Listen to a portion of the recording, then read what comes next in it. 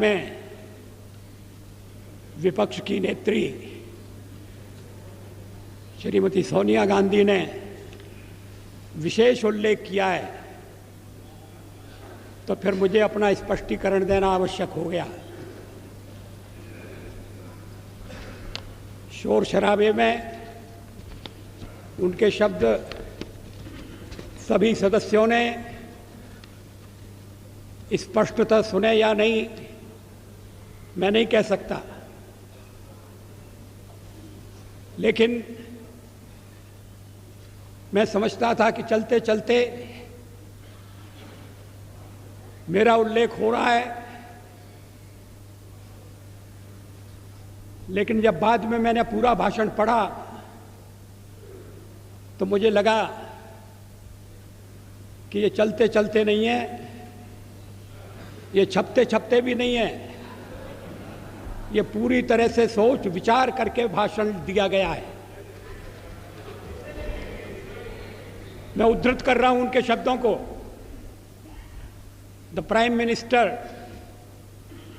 As the head of this government has to decide whether his primary duty is to protect the welfare of the people of India or to succumb to the internal pressure of his party and its sister organizations. क्या मतलब है इसका? Please Shrimati Sonia Gandhi क्या कहना चाहती हैं?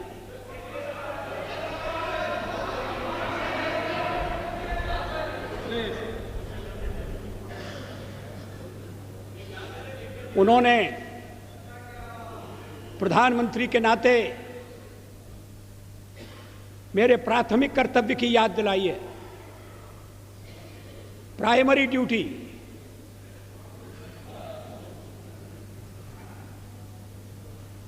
जैसे और कर्तव्य महत्वपूर्ण नहीं है, परिवार के दबाव में आना या नहीं आना, अपना कर्तव्य पूरा करना या नहीं करना, और कर्तव्य की सबसे बड़ी कसौटी उनकी यही है कि मैं कहीं अन्य संबंधित संगठनों के दबाव में तो नहीं आ रहा। ये हमारा जो हमारे परिवार का मामला है उसमें सोनिया जी दखल न दें।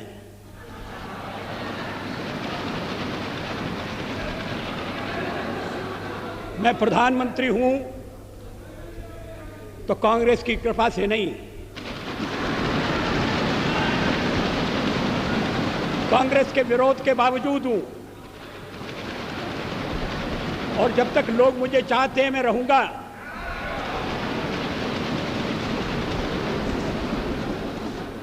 लेकिन अब मेरे बारे में इतनी रुचि लेने की आवश्यकता क्या है?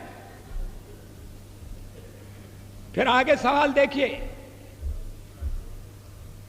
will he be submissive and weak in his leadership, or will he uphold the prestige of the high office he holds?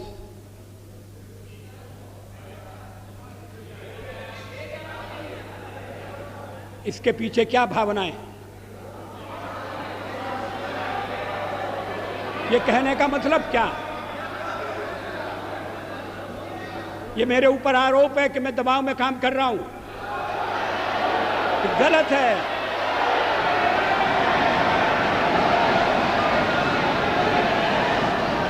मैं किसी के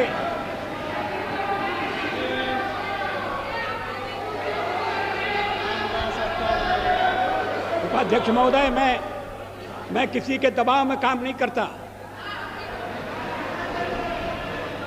पार्लियामेंट का जीवन इस बात का साक्षी है। मैं अभी पढ़ रहा था 1961 में संयुक्त बैठक में मैंने जो भाषण दिया था, मैं उसको पढ़ रहा था। वो दहेज के सवाल पर संयुक्त बैठक हुई थी और मैंने उस समय दहेज का विरोध किया था। मुझे बाद में सुनना पड़ा चर्चा में कि आप तो पुरातनवादी हैं, परंपरावादी हैं, या आप दहेज का विरोध क्यों कर रहे हैं?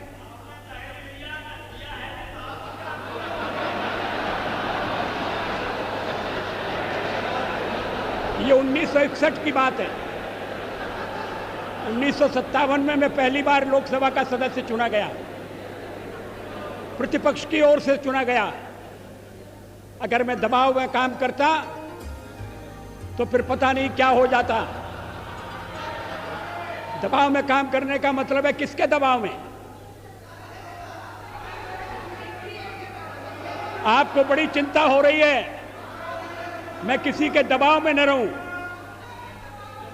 अभी तो कहा जा रहा है कि हम परिवार के दबाव में, हमारे वामपंथी सदस्य कहते हैं कि हम अमेरिका या विदेशी शक्तियों के दबाव में हैं। कहते हैं। तो अगर हम दबाव में हैं और दबाव में काम करते हैं तो फिर मेरा दल और मेरे मित्र दल मेरा समर्थन क्यों कर रहे हैं?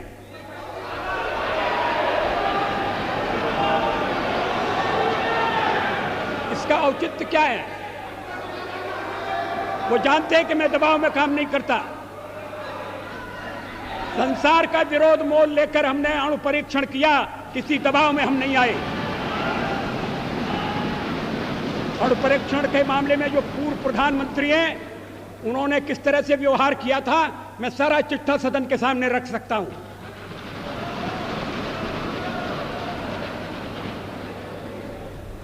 एक बार परीक्षण करने के लिए गड्ढा खोद दिया गया था, सुरंग तैयार हो गई थी, परीक्षण की तिथि तय हो गई थी।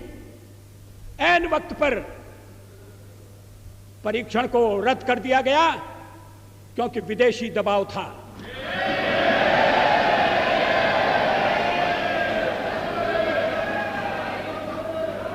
मैं दबाव में काम नहीं करता।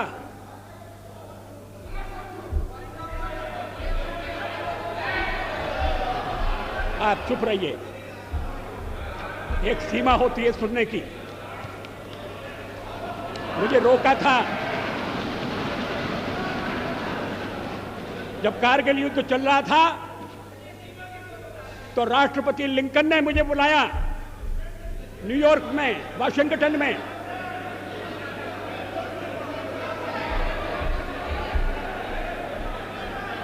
राष्ट्रपति क्लिंटन ने, और उन्होंने कहा कि यहां पाकिस्तान के प्रधानमंत्री आ गए हैं, आप भी आ जाइए, दोनों मिलकर बैठिए, हम सवालों को तय करेंगे। हमने कहा जब तक पाकिस्तान के कब्जे में भारत की 1 इंच भूमि है तब तक मैं बात नहीं करूंगा।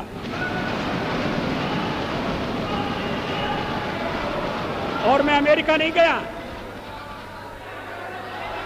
अमेरिका के दबाव में नहीं आया।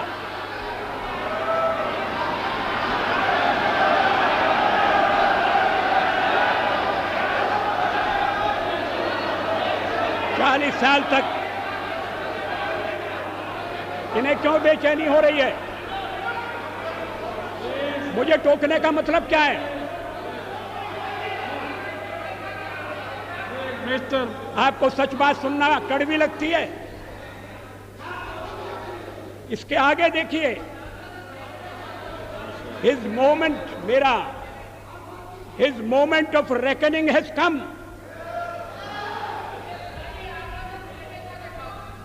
ये विरोधी दल की नेत्री का भाषण है, ये प्रधानमंत्री के लिए, प्रधानमंत्री के खिलाफ बोली गई भाषा है।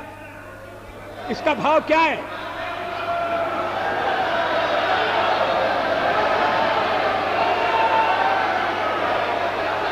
मेरी परीक्षा का दिन आ गया है, क्या मतलब है इसका?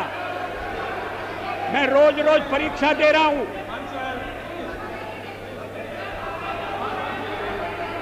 जब सोनिया जी राजनीति से कोसों दूर थी तब से इस सदन में, इस संसद में मैं व्यवहार कर रहा हूं।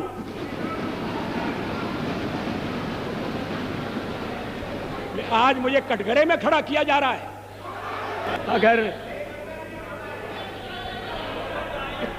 अगर मैंने अपने भाषण में किसी असंसदीय शब्द का प्रयोग किया है तो आप उसे देख लें, उसको निकाल दें, मैं आपत्ति नहीं करूंगा।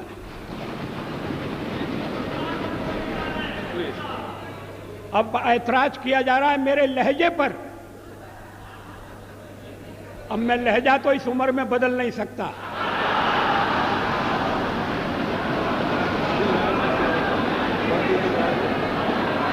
जवाहरलाल नेहरू ने मेरा ये लहजा स्वीकार किया था और उसके बाद जो पीढ़ी आई उससे भी कभी मुझे ऐसे शब्द नहीं सुनना पड़े जैसे इस भाषण में, लिखित भाषण में।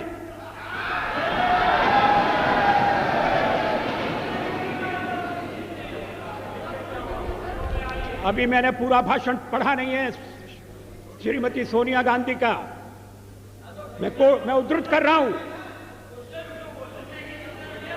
Please stop this running commentary.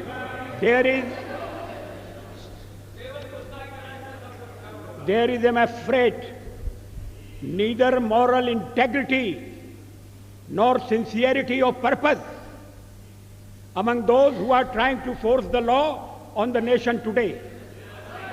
ये moral integrity क्या है? What is moral integrity?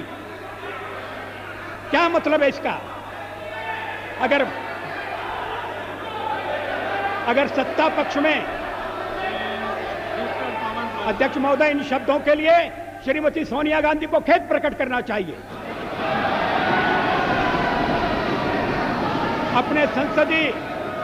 अपने लंबे संसदीय जीवन में मैंने न कभी अभद्र भाषा का प्रयोग किया है, न मैंने कभी अभद्राचरण किया है। फोटो के बारे में ही तो ये आरोप लगाए जा रहे हैं, नियत पर शक किया जा रहा है,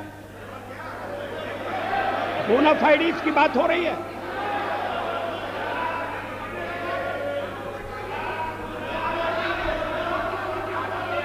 आप अगर टाडा लाएं तो ठीक है, आप अगर मीसा लाएं तो ठीक है, तब तो हमने आपकी नियत पर शक नहीं किया। आज नियत पर शक किया जा रहा है और इसलिए मुझे पीड़ा होती है।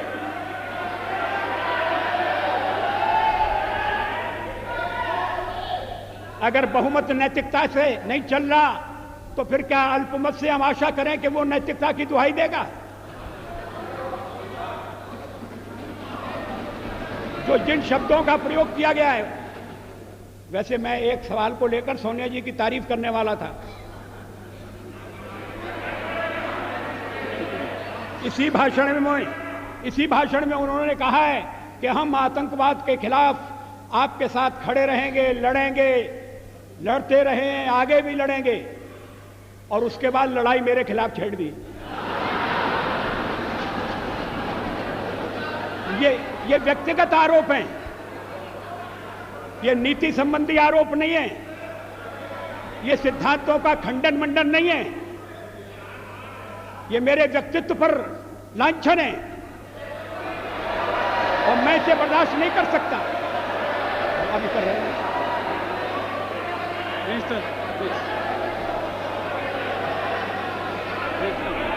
मिस्टर रामदास, मेरे सामने दो ही रास्ते हैं, या तो मैं जनता के कल्याण पर चलूं या दबाव में आऊं।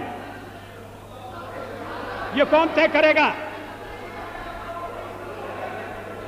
आखिर मुझे जनता ने यहां पहुंचाया है, और अगर मैं दबाव में काम कर रहा हूं तो मेरे साथी मुझे छोड़ देंगे, मेरा दल मुझे छोड़ देगा।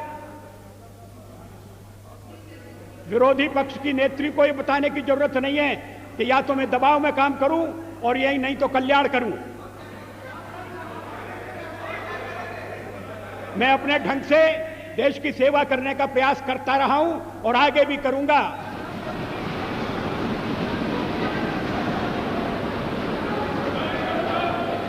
लेकिन अगर मुझे आपत्तिजनक बातें सुनना पड़ेंगी तो मुझे उनका उत्तर देना पड़ेगा।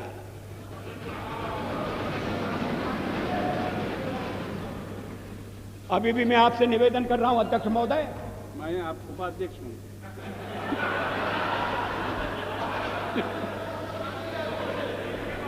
अगर अभी भी मैं आपसे निवेदन कर रहा हूं उपाध्यक्ष महोदय, अगर मैंने कोई असंसदीय भाषा का प्रयोग किया है, निकाल दीजिए मेरे भाषण में से।